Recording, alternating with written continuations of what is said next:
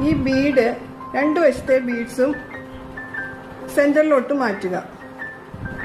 ഇനിയും കൂടുതൽ ഭംഗിയാക്കണമെങ്കിൽ ഇതുപോലെ ഒരു നോട്ട് ഇട്ട ശേഷം ഒരു ബോ ഉണ്ടാക്കി കൊടുക്കുക.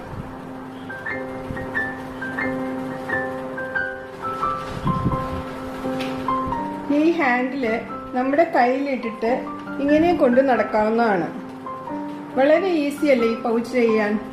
വെറും 15 മിനിറ്റ് മതി ഇത് ഉണ്ടാക്കിയെടുക്കാൻ. നിങ്ങൾ എല്ലാവരും ഒന്ന് ട്രൈ ചെയ്ത് നോക്കുക. Thanks for watching.